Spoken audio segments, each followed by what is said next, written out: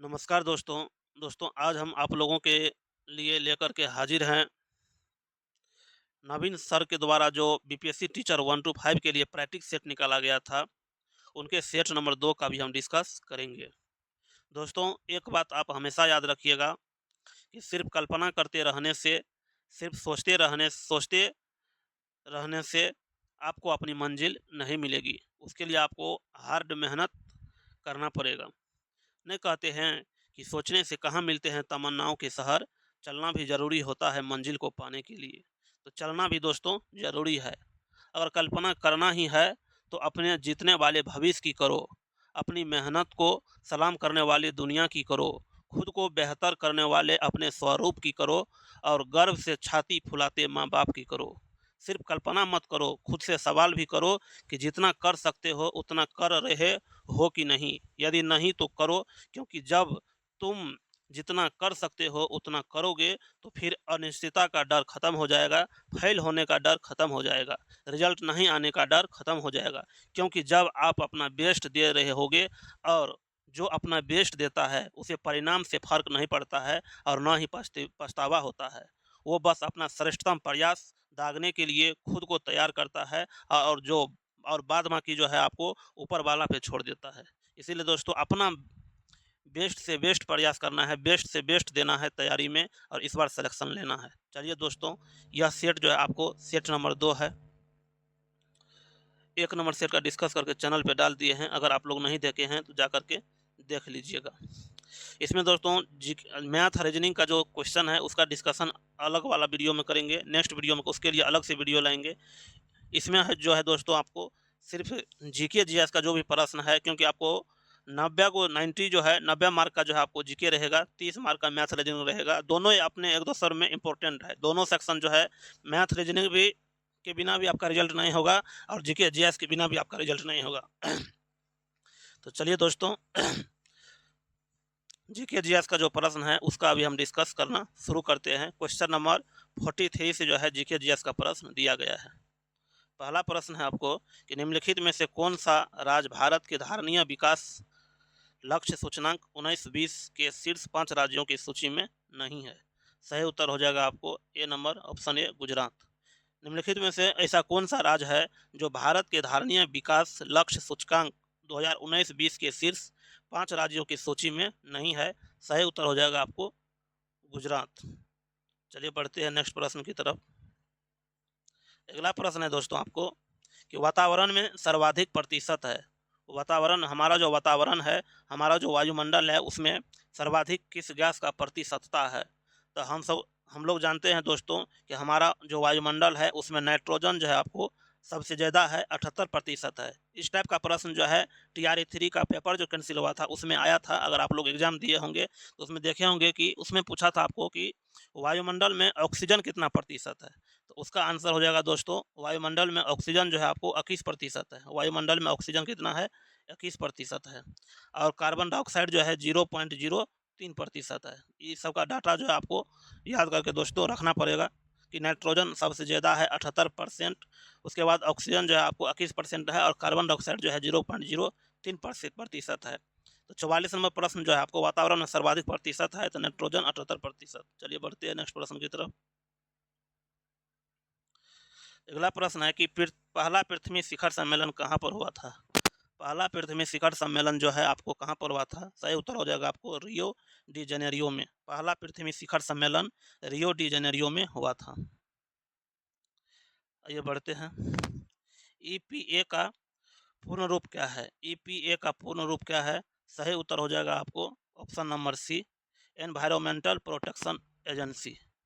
दोस्तों हमारे पास modern history का जो है आपको बहुत अच्छा नोट्स है। अगर आप नोट्स लेना चाहते हैं तो आप हमारे व्हाट्सअप नंबर पे संपर्क कीजिए। हम आपको व्हाट्सअप नंबर दे देते हैं अपना 9939686661। ये जो है मेरा दोस्तों व्हाट्सअप नंबर है, इस पे आप हमको मैसेज कीजिएगा। और हमारे पास जो मॉडर्न हिस्टोरी का बिहार स्पेशल और भारतीय राष्ट्रीय आंदोलन का जो नोट्स है हमारे पास बहुत अच्छा नोट्स है दोस्तों, उससे आपका भी तैयारी बहुत अच्छा हो जाएगा। और ये सब सेक्शन जो है जैसे बिहार स्पेशल में जैसे हो गया आपको ज्योग्राफी हो गया, बिहार का ज्योग्राफी और बिहार का हिस्टोरी, मॉडर्न हिस्टोरी, ये सब सेक्शन आपको बहुत ही अच्छा करके रखना पड़ेगा, क्योंकि इससे पहले ये जो एग्जाम जो हुआ था TRE 3 जो कैंसिल हो गया था, उसमें ज्योग्राफी से क्वेश्चन पूछ दिया था। 3 तो क्वेश्चन आप लोग देखे होंगे। उसमें पूछा था कि बिहार में सबसे ज़्यादा गेहूं का उत्पादन कहाँ पे होता है, चावल का उत्पादन कहाँ पे होता है, और उसके बाद चीनी का उत्पादन सबसे ज़्यादा कहाँ पर होता है। तीनों क्वेश्चन जो आपको विविध टाइप से जो है ज्योग्राफी से पूछ दिया था बिहार से। तो ये सबको दोस्तों ठीक करके आपको रखना पड़ेगा। ये सब क्वेश्चन जो है गलत नहीं होना चाहिए। तो इसी के लिए हमारे पास नोट्स है। अगर आप नोट्स लेना चाहते हैं तो हमारे व्हाट्सअप नंबर पर आप संपर्क कर सकते हैं। चलिए बढ़ते हैं नेक्स्ट प्रश्न की तरफ। नेक्स्ट प्रश्न है दोस्तों, नेक्स्ट प्रश्न है कि अधोलिखित में कौन सा जीव से जैव मंडल तक जैविक संगठन का सही क्रम है। जैविक संगठन का सही क्रम कौन है। तो सही उत्तर हो जाएगा आपको, सही उत्तर हो जाएगा ऑप्शन नंबर सी, जनसंख्या। उसके बाद समुदाय आएगा। उसके बाद यहाँ इसको अंग्रेजी में दोस्तों देखिएगा तो तब समझ में आएगा कि डबल डबल समुदाय लिख, 2 बार समुदाय लिख दिया है, तो दोनों जो समुदाय का अलग अलग मीनिंग है यहाँ पे। पॉपुलेशन हो जाएगा, उसके कम्युनिटी हो जाएगा। उसके बाद फिर कम्युनिटी दे दिया है इकोसिस्टम।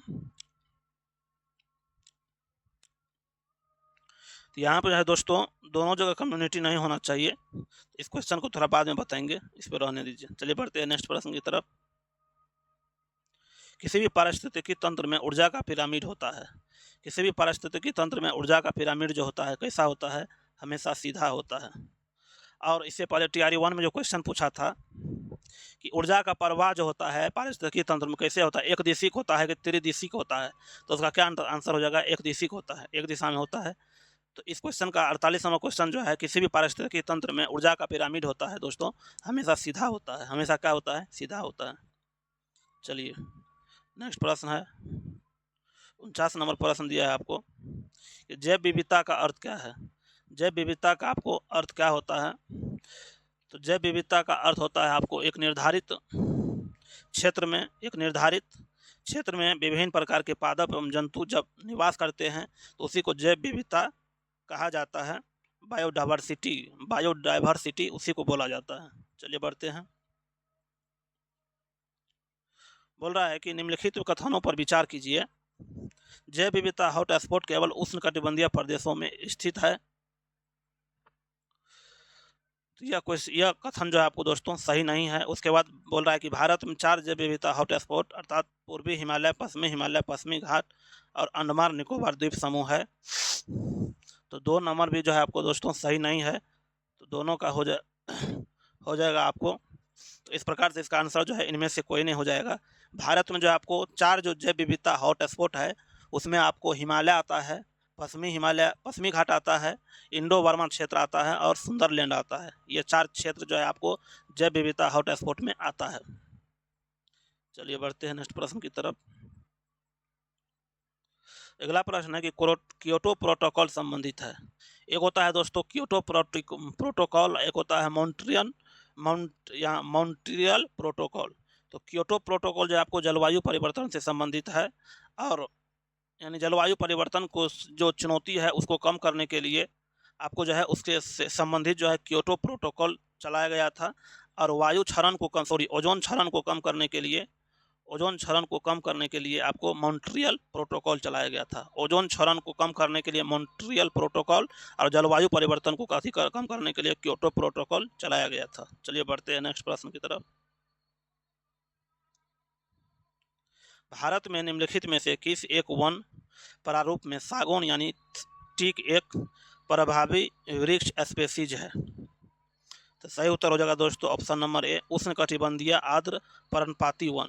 भारत में जो है निम्नलिखित में से किस एक वन प्रारूप में सागौन यानी टीक एक प्रभावी वृक्ष स्पीसीज है, उष्णकटिबंधीय आर्द्र पर्णपाती वन। उसके बाद मैथमेटिक्स का प्रश्न है। मैथमेटिक्स का प्रश्न जो आपको ये सब अलग से नेक्स्ट वीडियो में आपको बताएंगे। तो चलिए बढ़ते हैं नेक्स्ट जीके प्रश्न जो है आपको जीके जीएस का दिया हुआ है, आपको 73 नंबर से दिया हुआ है। 73 नंबर से दिया हुआ है। चलिए 73 नंबर प्रश्न आप लोगों के समक्ष दोस्तों प्रस्तुत है कि डॉक्टर BR अम्बेडकर की 125 फीट ऊंची कांस्य प्रतिमा का उद्घाटन किस राज्य में किया गया है। यह है दोस्तों आंध्र प्रदेश के विजयवाड़ा में किया गया है BR अम्बेडकर की 125 फीट ऊंची कांस्य प्रतिमा का अनावरण। एक चीज़ आप दोस्तों कमेंट के माध्यम से हमको बताइएगा, जैसे जो है बी आर अम्बेडकर का मूर्ति जो है हमारे देश के अंदर में आंध्र प्रदेश के विजयवाड़ा में उद्घाटन हुआ है, और हमारे देश के बाहर कहाँ पर जो है बी आर अम्बेडकर की मूर्ति को स्थापित किया गया है, सबसे ऊंची मूर्ति को, ये आपको कमेंट करके बताना है। हमारे देश से बाहर, हमारे देश के अंदर में जो है तो आप बताइए दिए अभी कि आंध्र प्रदेश के विजयवाड़ा में 125 फीट ऊंची कांस्य प्रतिमा का उद्घाटन किया गया है, लेकिन हमारे देश से बाहर कहाँ पर उद्घाटन किया गया है ये आपको कमेंट के माध्यम से बताना है। अगर आपको नहीं भी आता है तो नेट से सर्च करके आप कमेंट कीजिएगा, अपना से सर्च आर कीजिएगा, तो क्वेश्चन जो आपको ज़्यादा दिन तक याद रहेगा। चलिए बढ़ते हैं। अगला प्रश्न है कि एशिया मैराथन चैंपियनशिप 2024 में स्वर्ण पदक किसने जीता?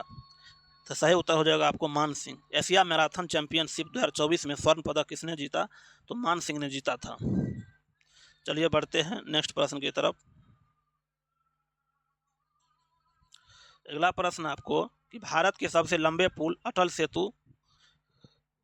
लंबे पुल का क्या नाम है? सॉरी, क्वेश्चन है कि भारत के सबसे लंबे पुल का क्या नाम है? तो सही उत्तर हो जाएगा नहवा सेवा अटल सेतु। अटल सेतु जो है भारत का सबसे लंबा पुल है। सबसे लंबा पुल जो है जो मुंबई को नवी मुंबई से जोड़ेगा। आप लोग इसकी लंबाई कमेंट करके माध्यम से बताइए कि इसका लंबाई कितना है, इस पुल का लंबाई जो है कितना है, कमेंट के माध्यम से बताइए। भारत के का सबसे लंबा पुल अटल सेतु का लंबाई कितना है? चलिए बढ़ते हैं। भारत ने लिथियम की खोज और खनन के लिए किस देश के साथ करार किया है? करार किया है मतलब समझौता किया है। सही उत्तर हो जाएगा करार किया है, यानी which country has India signed and arrangement agreement. Agreement, करार का मतलब क्या हुआ दोस्तों? एग्रीमेंट किया है किस देश के साथ? भारत ने लिथियम की खोज और खनन के लिए किस देश के साथ एग्रीमेंट किया है, करार किया है? सही उत्तर हो जाएगा दोस्तों अर्जेंटीना के साथ किया है। किसके साथ किया है? अर्जेंटीना के साथ। यहाँ करार का मतलब दोस्तों एग्रीमेंट हो गया। कौन सी हो गया? एग्रीमेंट हो गया। वहाँ पे अगर क्वेश्चन आपको समझ में नहीं आएगा ना, हॉल में से हिंदी में समझ में नहीं आता है कभी कभी, जैसे एक क्वेश्चन आया था, आपको वहाँ पे कि कपूर जब एकाएक हवा में, कपूर जब मतलब द्रव में बदल, कपूर एक ठोस है, ठोस जब बिना द्रव में बदले सीधा वाष्प में बदल जाता है तो उसको ऊर्ध्वपातन सब्लिमेशन कहते हैं। लेकिन वहाँ पर जो आपको ऊर्ध्वपातन नहीं दिया था, ऑप्शन में उत्सादन दिया था।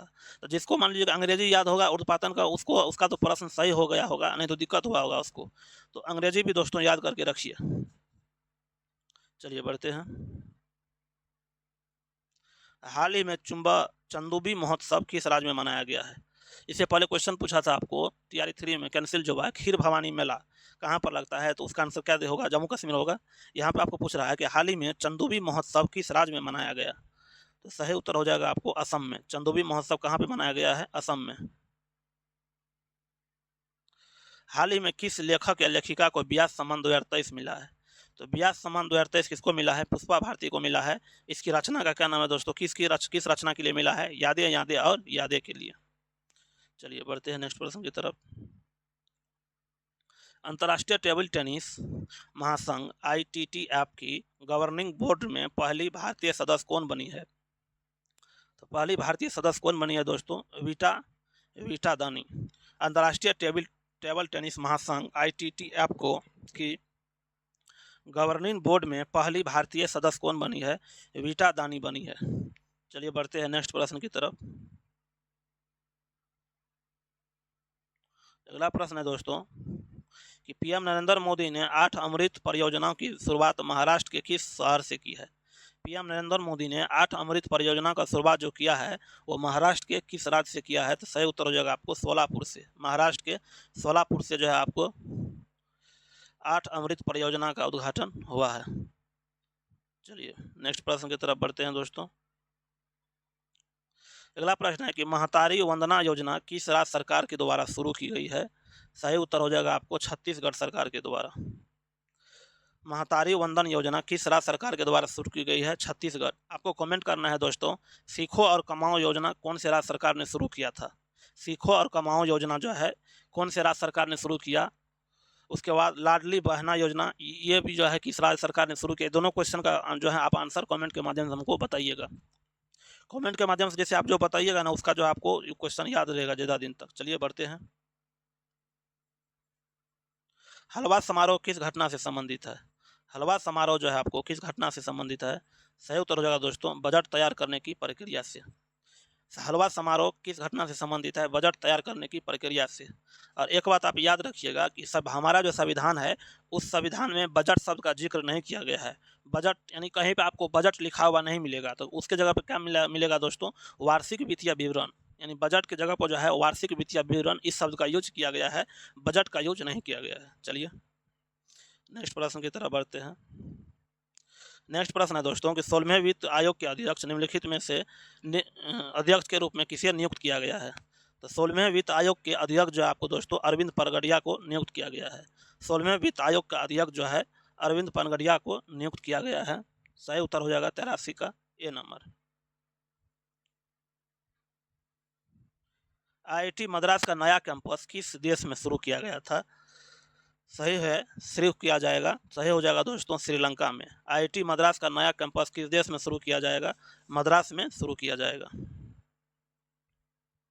अगला प्रश्न है कि भारत के 84वें ग्रैंड मास्टर कौन बनी है? भारत के 84वें ग्रैंड मास्टर कौन बनी है? सही उत्तर हो जाएगा आपको वैशाली रमेश बाबू। वैशाली रमेश बाबू जो है भारत के 84वें ग्रैंड मास्टर बनी है।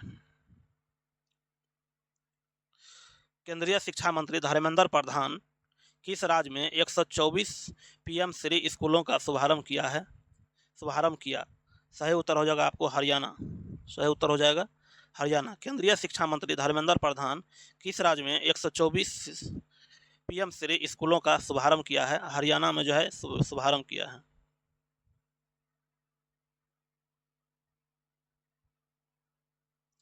किस राज्य ने बाघ अभ्यारण्य के लिए विशेष बाघ सुरक्षा बल के गठन को मंजूरी दी है? सही उत्तर हो जाएगा दोस्तों अरुणाचल प्रदेश। किस राज्य ने बाघ अभ्यारण्यों के लिए विशेष बाघ सुरक्षा बल के संगठन को मंजूरी दी है? सही उत्तर हो जाएगा आपको अरुणाचल प्रदेश। अगला प्रश्न है कि भारत के राज्यों का निम्नलिखित में से कौन सा एक युग्म जो है सबसे पूर्वी और सबसे पश्चिमी राज्यों को इंगित करता है? सही उत्तर हो जाएगा आपको 88 का C नंबर अरुणाचल प्रदेश और गुजरात। सबसे पूर्वी राज्य का क्या नाम है? सबसे पूर्वी राज्य का जो है आपको नाम है, और सबसे पूर्वी राज्य का है अरुणाचल प्रदेश और सबसे पश्चिमी राज्य है गुजरात है। आपको कमेंट माध्यम से बताना है कि भारत का सबसे पूर्वी बिंदु और भारत का सबसे पश्चिमी बिंदु का क्या नाम है। कमेंट के माध्यम से, बहुत आसान प्रश्न है। भारत का सबसे पूर्वी बिंदु और भारत का सबसे पश्चिमी बिंदु का क्या नाम है? चलिए बढ़ते हैं नेक्स्ट प्रश्न की तरफ। भारतीय उपमहाद्वीप मूलतः एक विशाल भूखंड का भाग था जिसे क्या कहते हैं दोस्तों? गोंडवाना लैंड कहते हैं। भारतीय उपमहाद्वीप जो है मूलतः एक विशाल भूखंड का भाग था जिसे कहते हैं गोंडवाना लैंड कहते हैं।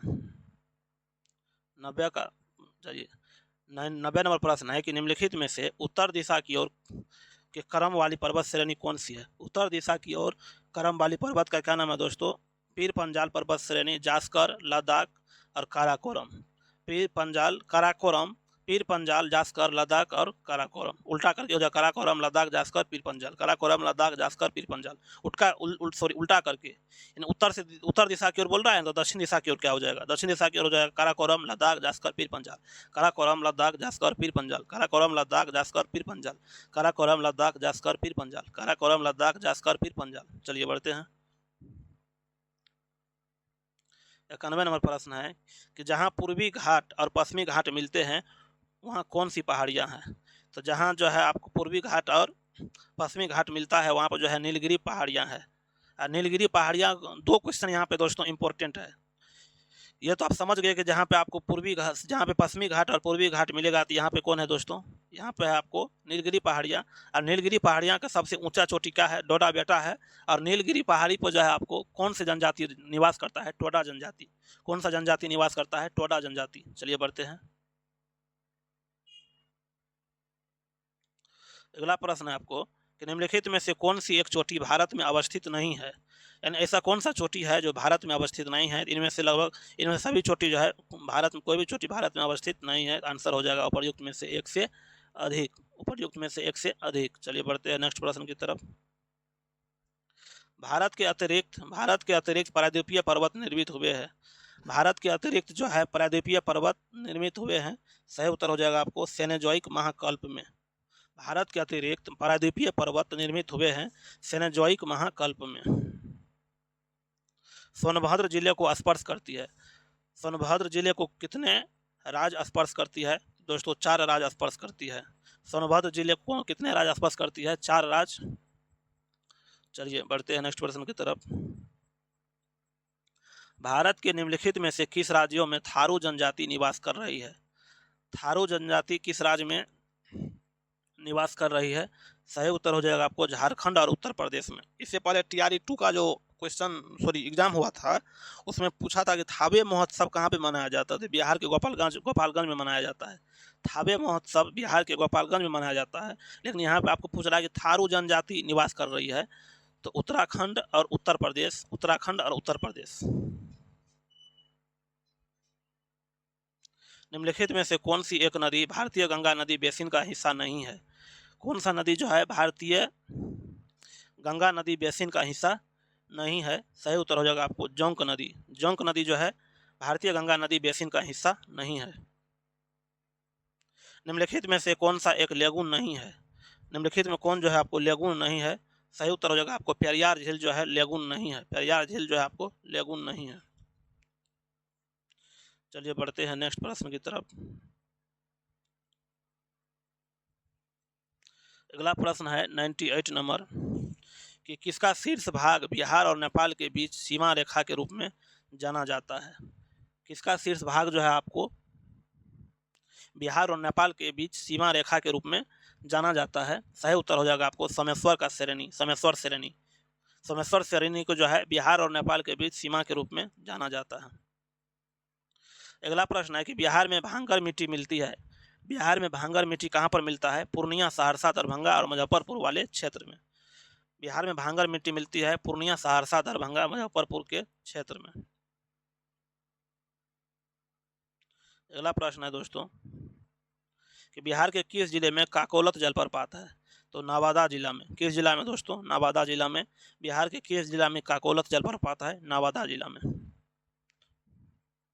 चलिए नेक्स्ट प्रश्न है कि दुर्गावती जलप्रपात कहाँ पर स्थित है? दुर्गावती जलप्रपात कहाँ पर स्थित है? सही उत्तर हो जाएगा आपको छान पापर, रोहतास। छान पापर, रोहतास में जो है दुर्गावती जलप्रपात स्थित है।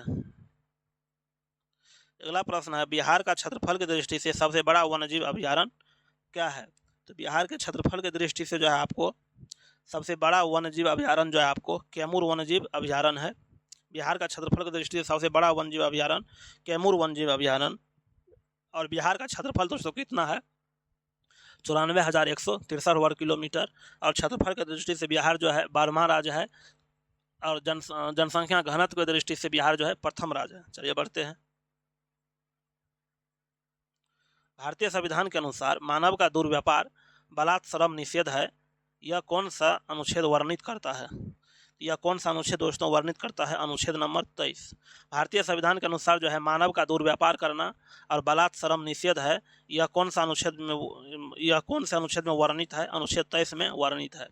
अनुच्छेद 24 क्या कहता है? अनुच्छेद 24 कहता है कि 14 वर्ष से कम आयु के जो भी बच्चे हैं उसे किसी भी कारखाना में या खदान में काम करने के लिए नामित नहीं किया जाएगा। 14 वर्ष से कम उम्र के बच्चों के लिए, यानी 14 वर्ष से कम उम्र के कोई भी बच्चा जो है किसी भी खदान या किसी या कारखाना में काम नहीं करेगा। उसके बाद अनुच्छेद 25 का क्या कहता है? अंतःकरण की स्वतंत्रता का बात करता है। अंतःकरण की स्वतंत्रता, अनुच्छेद नंबर 25।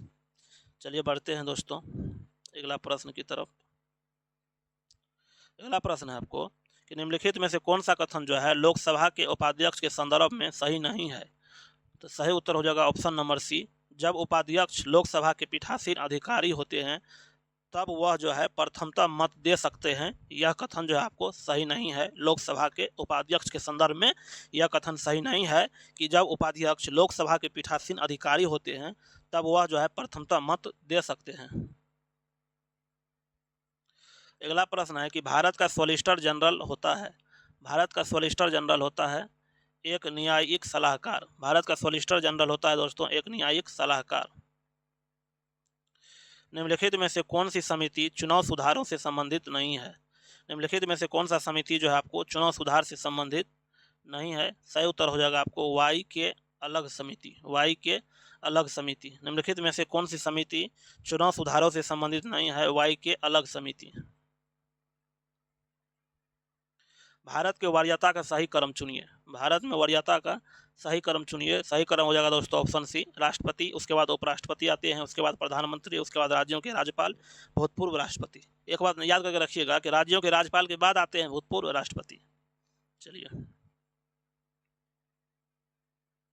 अगला प्रश्न है कि भारत के नियंत्रक और महालेखा परीक्षक द्वारा दिया गया लेखा परीक्षण संबंधी प्रतिवेदन की जांच कौन सी समिति करता है? तो सही उत्तर हो जाएगा आपको लोक लेखा समिति।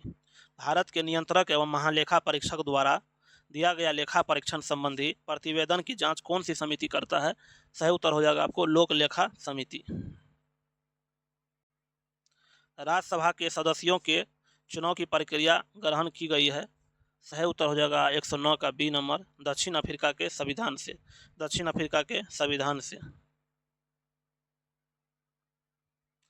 किसी भारत परिषद अधिनियम द्वारा भारत में ब्रिटिश सरकार द्वारा सांप्रदायिक निर्वाचन प्रणाली आरंभ किया गया था।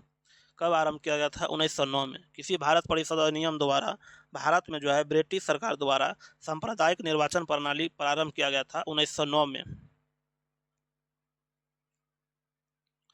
किसी वस्तु के आवेश वाहक होने अथवा नहीं होने का पता लगाने के लिए किस उपकरण का उपयोग किया जाता है? सही उत्तर हो जाएगा आपको इलेक्ट्रोस्कोप का उपयोग किया जाता है। नेक्स्ट प्रश्न है कि एक वस्तु पर बल लगने के बावजूद भी किया गया कार्य शून्य होगा यदि उसका विस्थापन क्या हो? तो उसका विस्थापन जो है दोस्तों, इसका आंसर हो जाएगा उपर्युक्त में से एक से अधिक। चलिए बढ़ते हैं नेक्स्ट प्रश्न की तरफ। कार्य संपन्न होने के लिए 3 कारकों की आवश्यकता होती है। निम्न में से कौन सा एक कारक की आवश्यक नहीं होता है? सही उत्तर हो जाएगा आपको एक से अधिक। सही उत्तर हो जाएगा उपर्युक्त में से एक से अधिक। चलिए बढ़ते हैं नेक्स्ट प्रश्न की तरफ। अगला प्रश्न है कि गतिशील वस्तु की गतिज ऊर्जा किस पर निर्भर करती है? तो सही उत्तर हो जाएगा आपको द्रव्यमान और वेग पर। बादलों के गर्जन के दौरान किस प्रकार की ऊर्जा का रूपांतरण होता है? बादलों के गर्जन के दौरान जो है किस प्रकार की ऊर्जा का रूपांतरण होता है? सही उत्तर हो जाएगा आपको 116 का बी नंबर, गतिज ऊर्जा प्रकाश और ध्वनि ऊर्जा में रूपांतरित होती है। गतिज ऊर्जा जो है प्रकाश और ध्वनि ऊर्जा में रूपांतरित होती है। सार्वत्रिक गुरुत्वाकर्षण नियतांक यानी कैपिटल जी का मान क्या होता है? कैपिटल जी का मान होता है दोस्तों 6.7 गुना 10⁻⁻11 न्यूटन मीटर स्क्वायर पर केजी स्क्वायर। और स्मॉल जी का मान होता है 9.8 मीटर प्रति सेकेंड स्क्वायर। चलिए पृष्ठ तनाव ज्ञात करने का निम्न में से कौन सा है? यानी पृष्ठ तनाव ज्ञात करने के लिए कौन सा फार्मूला लगेगा यहाँ पे? तो हो जाएगा यहाँ पे आपको पृष्ठीय ऊर्जा बटा क्षेत्रफल। आयाम मॉडुलन में वाहक आवृत्ति जो है आपको क्या हो जाता है? बदल जाता है। आयाम मॉडुलन में जो है आपको वाहक आवृत्ति बदल जाता है। चलिए नेक्स्ट प्रश्न है 119 का सी नंबर।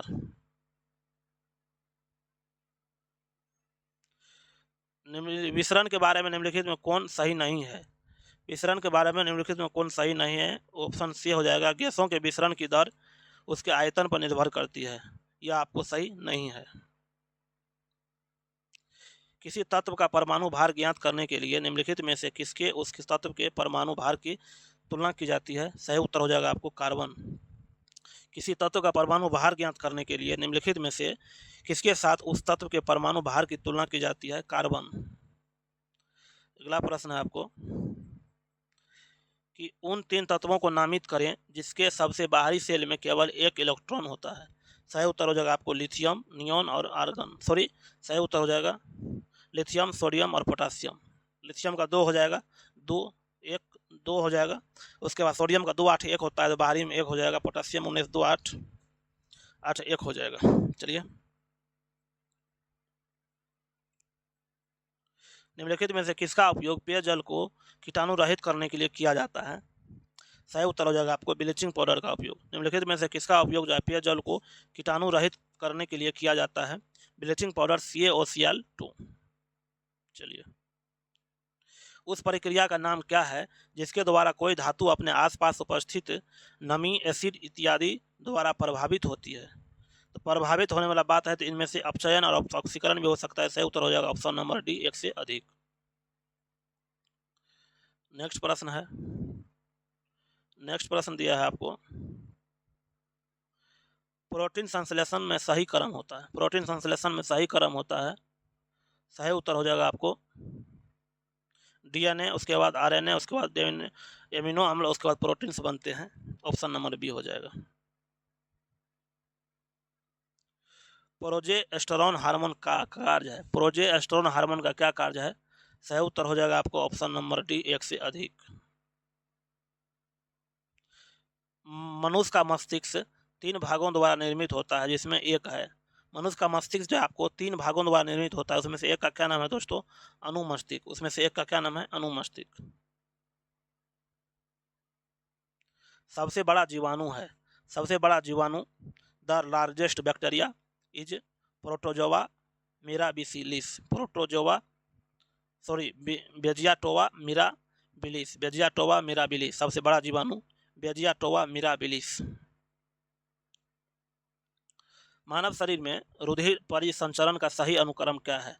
सही उत्तर हो जाएगा आपको दायां अनिल, फेफड़ा, बायां अलिंद इत्यादि। अगला प्रश्न है दोस्तों, जाइरोट्रॉन क्या है? जाइरोट्रॉन क्या है? सही उत्तर हो जाएगा आपको, सही उत्तर हो जाएगा आपको रैखिक पुंज निर्वात नलिका। रैखिक पुंज निर्वात नलिका जेरोट्रॉन। जाइरोट्रॉन क्या है? रैखिक पुंज निर्वात नलिका। अगला प्रश्न है कि पौधे में लचीलापन किस ऊतक के कारण होता है? सही उत्तर हो जाएगा कोलेनकाइमा ऊतक के कारण। पौधे में लचीलापन किस ऊतक के कारण होता है? कोलेनकाइमा ऊतक के कारण होता है। अगला प्रश्न है कि निम्नलिखित में कौन सुमेलित नहीं है? नील विद्रोह 1859-60 में हुआ था, यह सुमेलित है। जयंतिया विद्रोह 1860-63 के बीच में हुआ था, यह भी सही है। कुका विद्रोह 1832-34 ये गलत है। कुका विद्रोह जो है दोस्तों 1840 के आसपास हुआ था, जिसका नेतृत्व जो है आपको भगत जवाहरलाल मल ने किया था। भगत जवाहर मल ने किया था। कुका विद्रोह का नेतृत्व किसने किया था? भगत जवाहर मल। अगला प्रश्न है कि भारत के निम्न वायसराय में किसके काल में इंडियन पिनल कोड और सिविल प्रोसीजर कोड पारित किए गए थे?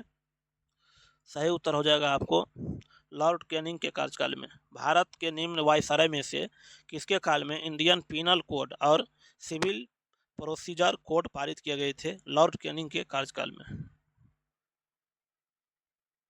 निम्न महापुरुषों में कौन भारतीय जागृति का जनक कहलाता है? तो भारतीय जागृति का जनक किसे कहा जाता है? राजा राम मोहन राय को। भारतीय जागृति का जनक किसे कहा जाता है? राजा राम मोहन राय को। अगला प्रश्न है, नेक्स्ट प्रश्न है दोस्तों, नेक्स्ट प्रश्न है कि निम्नलिखित नेताओं में से कौन जो है स्वदेशी के समर्थक थे? तो निम्नलिखित नेताओं में से जो है आपको स्वदेशी के समर्थक पूछ रहा है, तो सही उत्तर हो जाएगा आपको स्वदेशी का समर्थक इनमें से कौन थे? तो इसका आंसर जो है दादा भाई नौरोजी होना चाहिए। क्या होना चाहिए दोस्तों? दादा भाई नौरोजी। वैसे इसका आंसर डी होना चाहिए, क्योंकि अरविंदो घोष भी जो है ये भी स्वदेशी के समर्थक थे। चलिए बढ़ते हैं नेक्स्ट प्रश्न। फैरजी आंदोलन यानी फैरारजी आंदोलन किसने किया था? फैरारजी आंदोलन जो है आपको किसने किया था? हाजी शरीयतुल्लाह। फैरारजी आंदोलन किसने शुरुआत किया था? हाजी शरीयतुल्लाह ने। अगला प्रश्न है आपको, अगला प्रश्न दिया है 1927 की बटलर कमेटी का उद्देश्य था। 1927 में गठित बटलर कमेटी का उद्देश्य क्या था? तो भारत सरकार एवं देशी रियासतों के बीच संबंध को सुधारना। 1927 में गठित जो है बटलर कमेटी का उद्देश्य क्या था? भारत सरकार एवं देशी रियासतों के बीच संबंध को सुधारना।